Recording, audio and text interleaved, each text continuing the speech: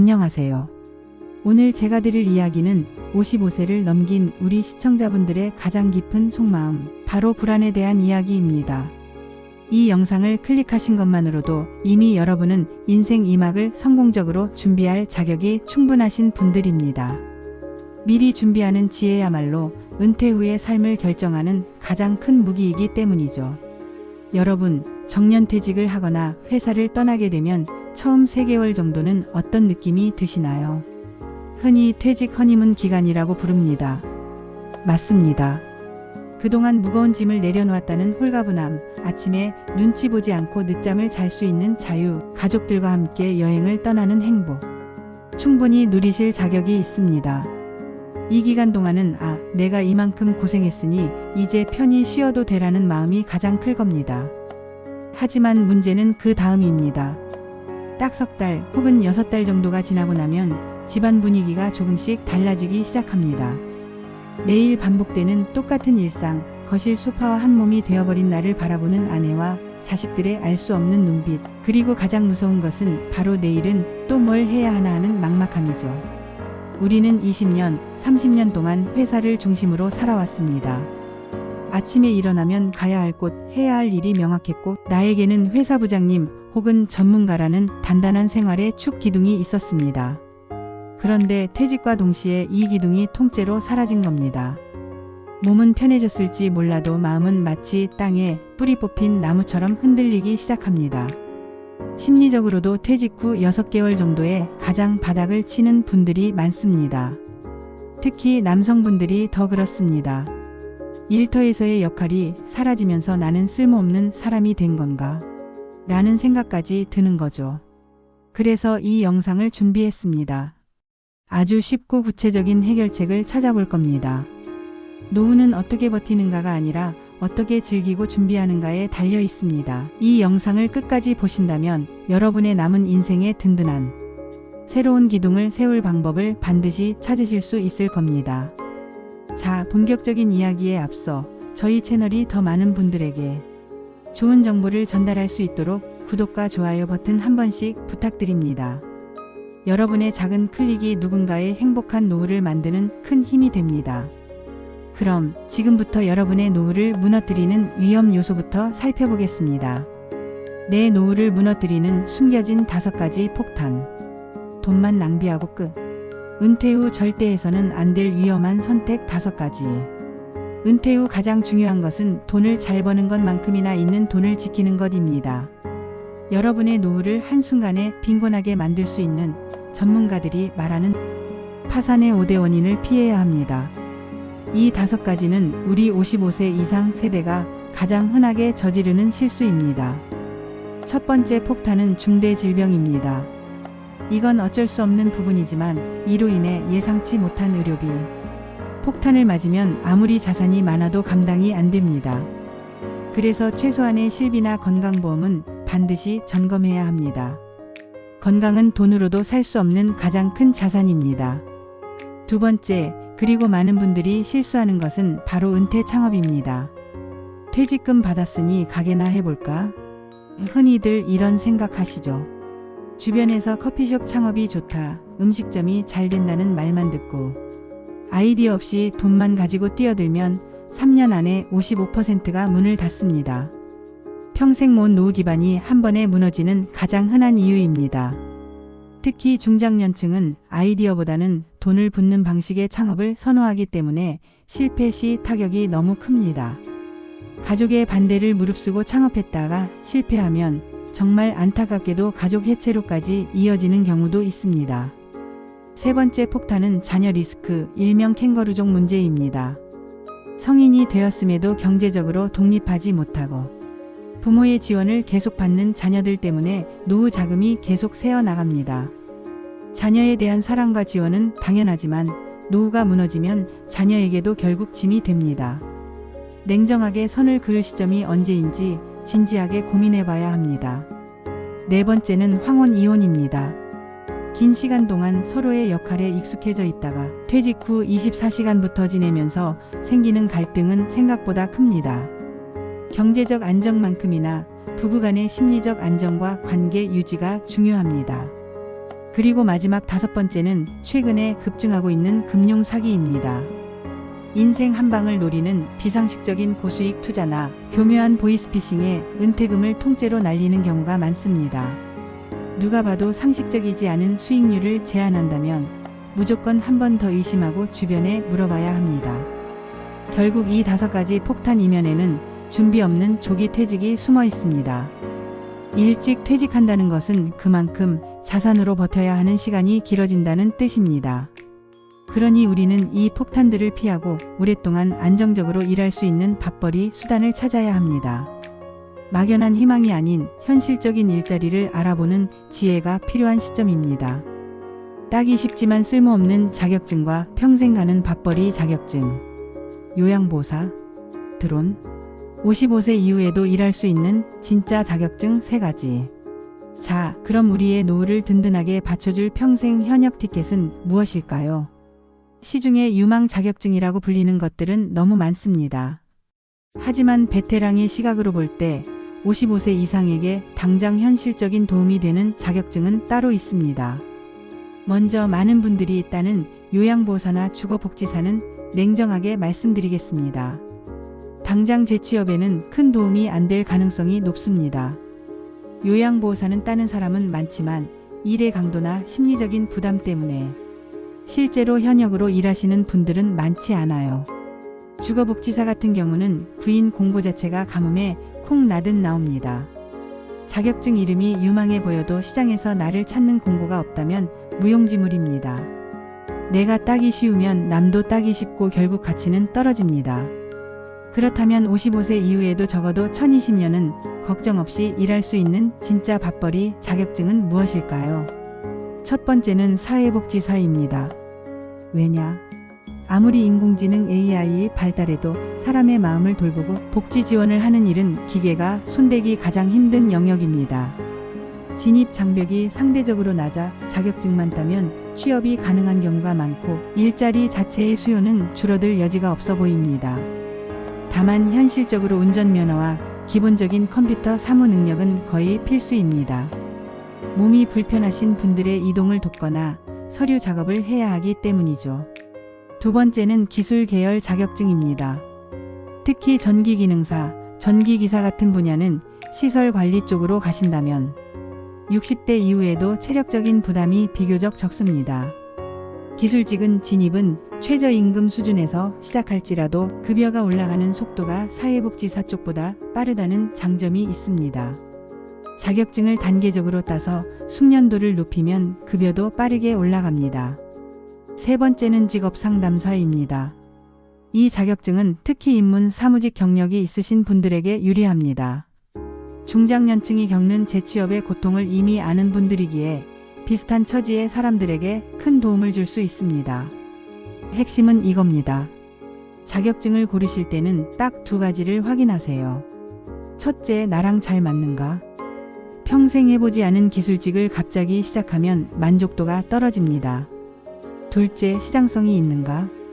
취업 포털에 해당 자격증 이름으로 구인 공고가 1000개 이상 꾸준히 올라오는지 확인하세요. 구인 공고가 많다는 것, 그것이 곧 우리의 미래입니다. 돈 걱정 없이 살기 위한 통장 관리 기술. 퇴직금 목돈으로 받으면 99% 후회합니다. 노후 자금 지키는 3가지 원칙. 이제 밥벌이 수단을 알았으니 우리가 가진 돈을 절대 잃지 않고 오랫동안 잘 쓰는 방법에 대해 이야기해 봅시다. 금융 전문가들이 은퇴자들에게 가장 많이 당부하는 내용입니다. 첫 번째이자 가장 중요한 원칙은 퇴직금은 반드시 연금으로 받아라입니다. 여러분, 퇴직금을 목돈으로 한 번에 받으시는 분들의 비율이 90%가 넘습니다. 하지만 전문가들은 이구동성으로 연금으로 받으라고 조언합니다. 왜일까요? 이유는 2가지입니다. 하나, 세금 혜택이 엄청납니다. 퇴직금을 연금으로 받으면 퇴직소득세 자체를 3040% 줄일 수 있습니다. 큰돈을 세금 한 푼이라도 덜 내고 받는 가장 확실한 방법입니다. 둘, 돈은 목돈으로 있으면 반드시 쓸 일이 생깁니다. 이 돈으로 뭐라도 해야 할 것 같은 충동이 생기고 결국 아까 말씀드린 것처럼 섣부른 창업이나 투자로 이어지기 쉽습니다. 연금으로 쪼개서 받으면 매달 꼬박꼬박 용돈처럼 정해진 돈을 받으니 마음이 훨씬 편하고 돈을 지킬 수 있습니다. 두 번째 원칙은 소비는 한 방에 못 줄입니다. 미리 연습하세요. 입니다. 퇴직하고 월급이 뚝 끊기면 소비도 당연히 줄여야 하는데 이게 마음처럼 안 됩니다. 경제학에서는 이를 소비의 하방 경직성이라고 부릅니다. 한번 늘어난 소비 습관은 줄어들기가 마치 밑 빠진 독처럼 어렵다는 뜻이죠. 그래서 퇴직 23년 전부터 부부가 함께 가계부를 써서 지출 규모를 정확히 파악하고 매달 10만 원씩이라도 미리 줄이는 연습을 시작해야 합니다. 미리 훈련하지 않으면 퇴직 후 생활비 때문에 부부싸움만 늘어납니다. 세 번째 원칙은 인생은 한 방이 아닙니다. 상식선에서 투자하세요. 이상하게도 퇴직 시점이 다가오면 갑자기 전문 투자가의 꿈을 꾸는 분들이 많아집니다. 하루 종일 주식창만 켜놓고 계신 분들도 있습니다. 이렇게 되면 생활 패턴도 망가지고 불안감에 쫓겨서 잘못된 투자를 하기 쉽습니다. 연금 소득만으로도 기본적인 노후 생활비 시스템이 구축되신다면 상식적이지 않은 고수익을 기대하는 것은 위험합니다. 누가 봐도 이건 말이 안 되는 수익률인데 싶으면 금융 사기일 가능성이 큽니다. 우리의 소중한 노후 자금은 안전이 최우선입니다. 은퇴 후 고립되지 않는 가장 확실한 방법. 이력서 쓰기보다 더 중요합니다. 일자리 정보가 나에게 오게 하는 인맥 재생 비법. 자격증도 확인했고 돈 관리도 배웠습니다. 이제 남은 것은 행동입니다. 우리가 가장 간과하는 것이 바로 이 구직 활동입니다. 자격증을 땄다고 해서 취업이 자동으로 되는 건 아닙니다. 자격증은 단지 진입을 위한 최소한의 티켓일 뿐입니다. 첫 번째 행동은 퇴직 전에 인맥을 다시 깨우세요. 이것이 이력서를 화려하게 쓰는 것보다 훨씬 중요합니다. 사람 심리가 묘해서 재직 중일 때 전화하는 건 쉽지만 퇴직 후 1년만 지나면 괜히 자존심 때문에 전화를 못하게 됩니다. 하지만 여러분이 가진 가장 강력한 무기는 경험이며 이 경험을 나눌 수 있는 사람들입니다. 베테랑 장인의 팁을 드리자면 오랜만에 만나는 사람들 20명만 만나세요. 특히 먼저 퇴직한 선배나 예전 거래처 관계자들이 좋습니다. 이분들은 나에게 없는 새로운 정보 채널을 가지고 있어서 생각지도 못한 일자리 기회를 알려줄 가능성이 가장 높습니다. 재직 중에 만나야 상대방도 편하게 응대합니다. 지금 바로 휴대폰 주소록을 열어서 20명의 명단을 만들어 보세요. 두 번째 행동은 이력서를 미리 써보세요. 은퇴를 앞두신 분들은 이력서를 써본 기억조차 가물가물합니다. 이력서를 쓰실 때는 내 자랑만 늘어놓지 마시고요. 내가 지원하고 싶은 분야의 구인 공고를 먼저 확인하고 기업이 필요로 하는 경력에 맞춰서 내 경험을 다듬어 넣어야 합니다. 기업은 당신이 우리 회사에 와서 무엇을 해줄 수 있는가를 알고 싶어 합니다. 내 기준이 아니라 기업의 기준에 맞춰 자신을 어필하세요. 세 번째, 그리고 가장 중요한 행동은 혼자 끙끙대지 마세요. 취업 지원 기관을 활용하세요. 중장년층이 인터넷 정보만 뒤져서 취업에 성공할 가능성은 매우 낮습니다. 좋은 일자리는 인터넷에 공개되지 않는 경우가 더 많고 공개된 정보에는 나이 제한이 명시되어 있지 않아 헛수고하는 경우가 많습니다. 우리나라에는 중장년 네일센터, 시니어 클럽, 여성 새로 일하기 센터 등 중장년 취업을 돕는 기관이 아주 잘 되어 있습니다. 이곳을 적극적으로 활용하셔야 합니다. 그곳에서 진행하는 취업 교육이나 상담을 한 번도 안 받아본 채 혼자 고민하는 것은 가장 비효율적인 길입니다. 이 기관들을 통해 취업의 촉수를 늘리세요. 누군가에게 도움을 요청하는 것은 결코 부끄러운 일이 아닙니다. 돈보다 먼저 챙겨야 할 내 삶의 기준. 내 인생의 주인공이 되세요. 퇴직 후 당신의 두 번째 인생을 지키는 단 2가지. 자, 오늘 우리는 재취업부터 돈 관리, 행동 계획까지 인생 2막의 설계도를 꼼꼼하게 점검했습니다. 마지막으로 돈과 일보다 더 근본적이고 중요한 내 삶의 기준에 대한 이야기를 나누고 싶습니다. 우리는 수십 년 동안 회사가 기준이었고 성과가 기준이었습니다. 하지만 퇴직 후에는 환경이 완전히 바뀝니다. 이제부터는 초점을 철저하게 나 자신에게 맞추기 시작해야 합니다. 의외로 많은 분들이 내가 뭘 하고 싶은지조차 모릅니다. 평생 조직과 가족에게 초점을 맞추다 보니 나 자신의 욕구는 잊고 산 것이죠. 프랑스의 철학자 몽테뉴는 이런 말을 했습니다. 어디로 갈지 모르는 배에게는 어떤 바람도 순풍이 아니다. 은퇴 후에도 여러 기회들이 다가올 텐데 내가 가고자 하는 방향이 어딘지를 모르면 그것이 기회인지 위기인지 구분조차 못하게 됩니다. 이제부터라도 나는 어떻게 살고 싶은지, 내 욕구가 무엇인지 고민해야 합니다. 그리고 이 설계도를 튼튼하게 지탱할 가장 중요한 기둥단 2가지를 꼭 챙기셔야 합니다. 첫 번째는 바로 건강입니다. 아무리 돈이 많아도 하루하루가 통증의 연속이라면 삶의 의미는 퇴색됩니다. 우리 나이쯤 되면 미래를 바라보면 결국 기승전 요양원입니다. 지금 우리가 몸을 위해 노력하는 모든 것은 요양원으로 가는 시기를 단 하루라도 늦추는 가장 귀한 투자입니다. 지금이라도 늦지 않았습니다. 몸을 움직이고 작은 통증도 무시하지 마세요. 두 번째는 관계입니다. 특히 남성 시청자분들은 퇴직 후 아빠, 남편이라는 역할이 희미해지기 쉽습니다. 가족에게 돈을 가져다 주던 역할이 끝났을 때 나는 온전히 한 사람의 개인으로 남게 됩니다. 그때 가족과의 관계가 삐걱거리면 아무리 자산이 많아도 외롭고 공허해집니다.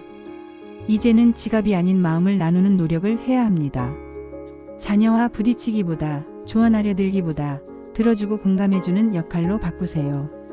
가족부터 챙기는 것이 가장 중요합니다. 기존의 것을 반복하면서 다른 결과를 바라는 것은 미친 짓이라는 말도 있습니다. 새로운 인생 2막을 위해서는 기존에 안 했던 것들을 좀 하셔야 합니다. 마음을 열고 새로운 시도를 해보고 세상과의 접점을 늘려 가십시오. 그래야 다가오는 변화에 내가 당당하게 대응할 수 있습니다. 남은 인생의 든든한 등대가 되었기를 진심으로 바랍니다. 준비된 은퇴만이 행복한 반퇴시대를 만듭니다. 오늘 내용이 도움이 되셨다면 구독과 알림 설정 잊지 마시고 주변의 친구분들에게도 이 영상을 꼭 공유해 주셔서 함께 행복한 노후를 준비하시길 바랍니다. 고맙습니다.